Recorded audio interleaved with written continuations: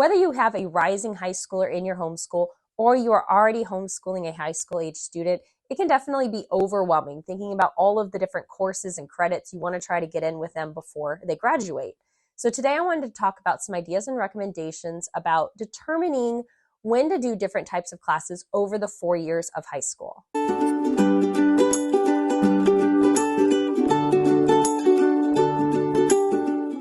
Hey guys, and welcome back to My Practically Imperfect Life.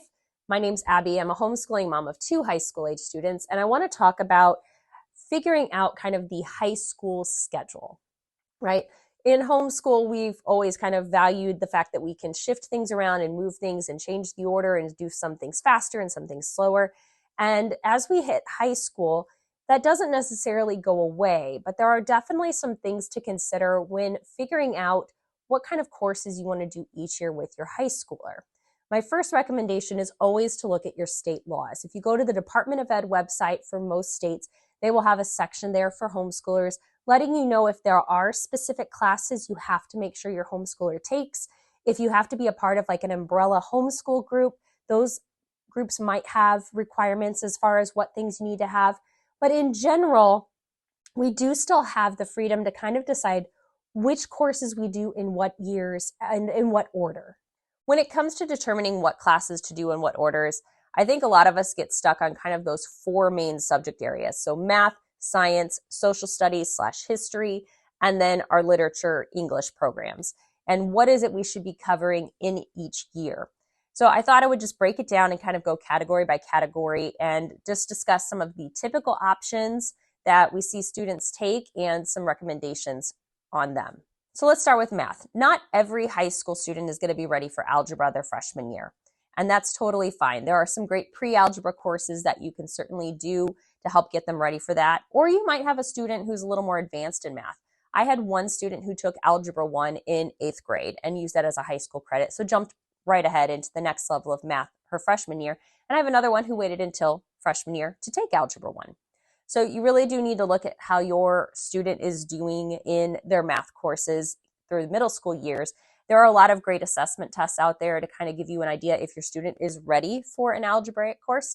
So look at those. I mean, a lot of them are free and online, and that will let you know kind of which direction you need to go. But typically, algebra is where you want to start. Now, after algebra, you could go multiple routes. You might do a separate geometry course right after algebra, or you might do algebra 2 right after algebra 1. It really doesn't make a difference which order you do those 2 in. Some like to do algebra 1 followed by algebra 2 because you are using a lot of the same concepts as in algebra 1, and then you kind of have kind of that bulk of information down. Some kind of want the break and like the difference that comes with geometry. There is also an option if you do a course that has integrated geometry into algebra.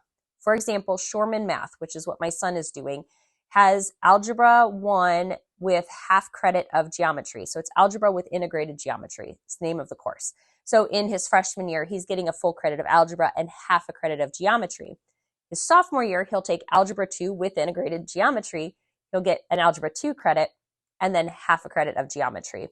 And the thought process with that program is that you kind of learn geometry kind of, again, you're integrated with it and kind of with algebra concepts that it makes sense to teach it with. And then you have all of that information learned prior to hitting the junior year when you might be getting ready to take the SAT. But Algebra 1 is a good place to start if your student is ready for it. Simply because when we get over to the sciences, Algebra 1 is pretty necessary for some of the higher level science courses.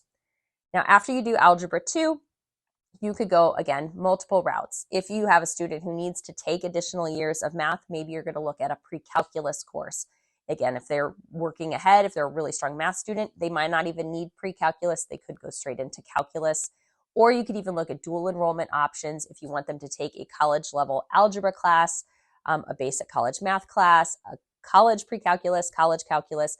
I mean, that is a great way to do a dual enrollment course with your student. Moving on to the science courses, a lot of us will immediately think, okay, biology, chemistry, physics, right? Those are kind of like the big 3 subjects. And again, you might not need to have all of those courses. It just depends on your state what your students' goals are. If they're definitely going into a field that requires a strong science background, yeah, you do want to make sure you've integrated all of those in there. Some states require 3 years of science, some require 4, some have no requirements. Biology is a great one to start with simply because it doesn't require any higher level math to be able to do a biology course. Biology is mostly working on learning about living things and organisms, ecosystems.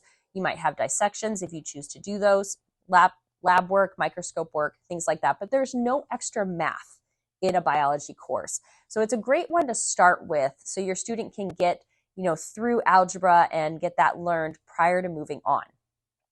Chemistry, again, can be done any point after your student has Algebra 1 under their belt. I mean, you could try to do chemistry without Algebra 1, but as somebody who majored in chemistry in college, I will tell you that having a strong algebra background makes chemistry so much easier. There is a lot of math in chemistry. They call it stoichiometry. It's a way of doing different calculations. You're going from atoms to moles and figuring out masses and calculating what it is you need to create a reaction and get a certain amount of product. And it's a lot of math. It just is. In fact, my daughter and her friend who I'm teaching chemistry to, we got to about chapter 3 and they were like, wait a minute, why does this feel like a math class? And I'm like, welcome to chemistry. It's very math heavy. So if you are doing a traditional style chemistry course, it is very helpful for your student to already have Algebra 1 done and out of the way so they understand the basics of how those types of problems work and they can apply it in chemistry so much easier. If you opt to do a chemistry course that doesn't include math, for example, Guest Hollow has a course called Chemistry in the Kitchen, and it's a no math chemistry class. It's simply learning concepts and then applying them in food science. If you have a student who isn't really looking to go into a science-related field and they don't need to have a traditional chemistry background, you could do that course. So that is a great option if you have a student who's maybe struggles in math and definitely doesn't want to go into a science-related field or a healthcare-related field. So you can consider that as an option. But if you're going to do a traditional chemistry course, Algebra 1, at the very least, is a good thing to have done prior to starting that course. Physics works along the same lines. Physics does require a good, solid algebra background. They also need to have been introduced to concepts like sine, cosine, tangent. So having a little bit of either geometry or algebra 2 under the belt can help make physics easier as well. Physics, again, is a very math-heavy course. There are a lot of calculations that you're doing as far as determining, everything from speed and velocity and things of that nature. So you need to understand how to work those math problems. So physics is a great one to kind of wait until after you've had a year to complete that algebra course at the very least. We plan to wait until both algebra and geometry at the very least are done before doing physics with our students. So again, they have kind of all of those things that have been introduced and taught to them, and then they can simply apply it to the physics concepts they're using. Once again, Guest Hollow does have an option for a student who doesn't want to do the math portion of it. They have a physics class that is like a no math physics. Again, learning the concepts and then applying them through activities and hands-on labs. So if you, again, don't have a student who needs it for a science career or a field that, requires a strong physics background, they could definitely do a course like that. So something to consider. Now, beyond those 3 common science courses, there are so many different options that you can do for science. You could do a botany course, you could do marine biology, you could do astronomy, maybe they want to do geology. I mean, the list goes on. If you have a student who really enjoyed a math, physics, or biology course, you could choose to do an advanced course. Apologia has some really strong advanced courses for both chemistry and biology. So if you have a student who's maybe wanting to take like a CLEP exam for that course, or they want to be better prepared for a college level course, they could look at that.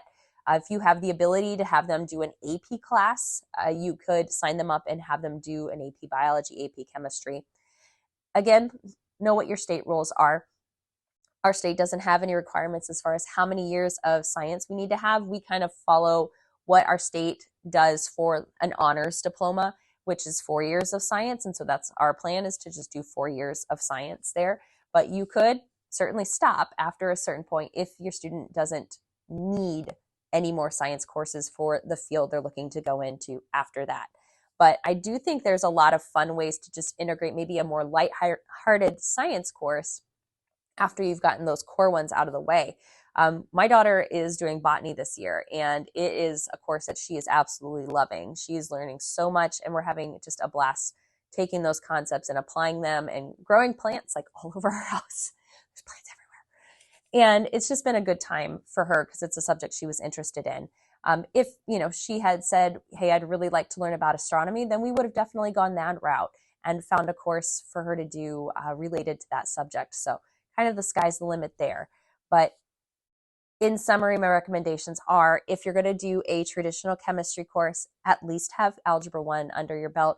And if you're going to do a traditional physics course, Algebra 1 and at least some introduction to geometry prior to starting physics. Social studies or history is definitely one of those areas where there's a lot of flexibility as far as what to do when. World history can be done anytime, right? I mean, you could study that freshman year, you could study that senior year. There's US history that is typically covered, and then a lot of people will do government and econ, and in many states it might even be required to do government econ or like a civics style course. Now again, if you have to have 4 years of a history or social studies course, you could choose to expand one of those subjects out, maybe doing world history over 2 years, or maybe introducing like a cultures and geography course to get you to your 4 years. Or you could do an AP course or a college level dual enrollment course in a history subject.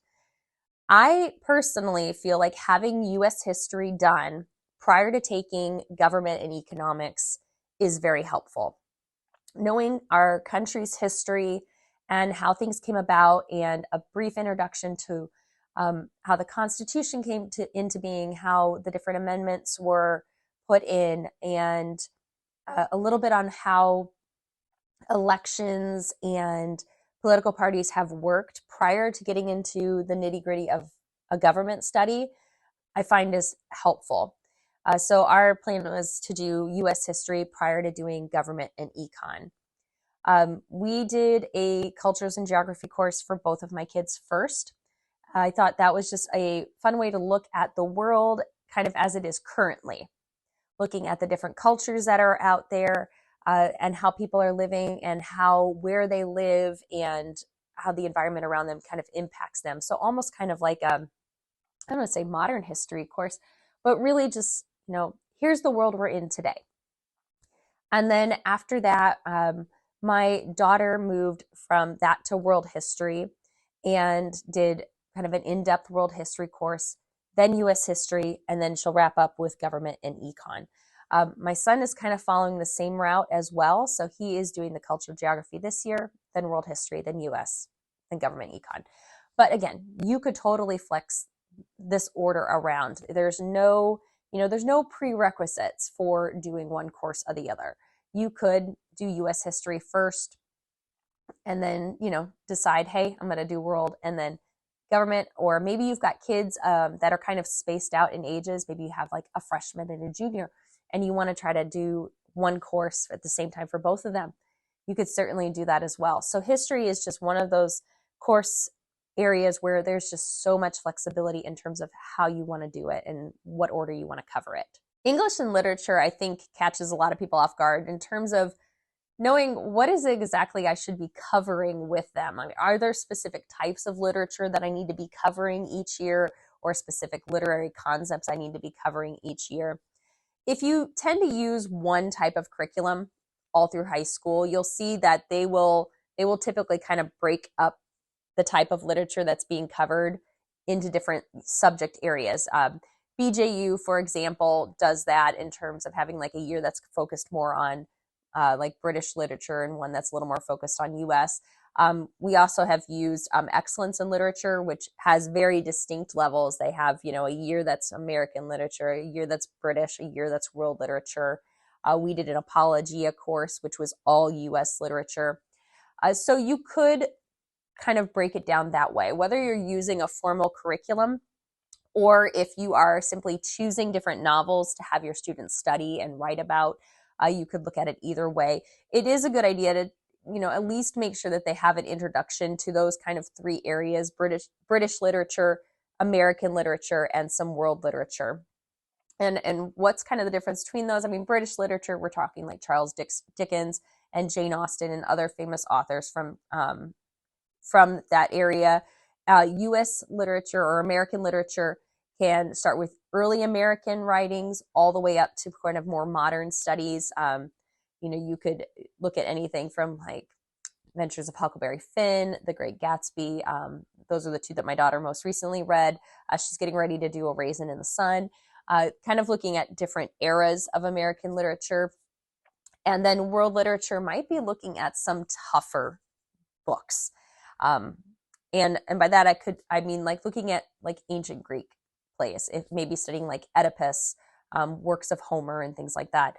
Books that definitely take a higher level of reading comprehension to get through and to understand.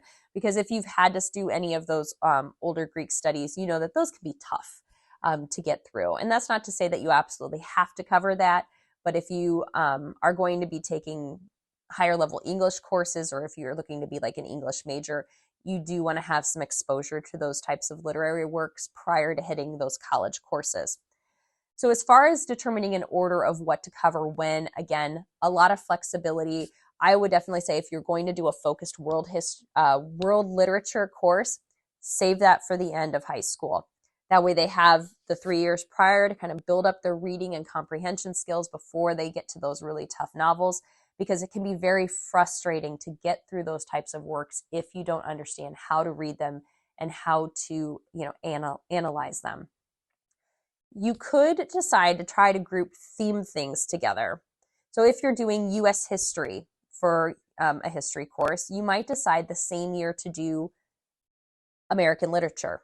I mean, it kind of makes sense, right? As you're going through, the different U.S. history or times in U.S. history, you're reading kind of books and works of literature that kind of go along the same route.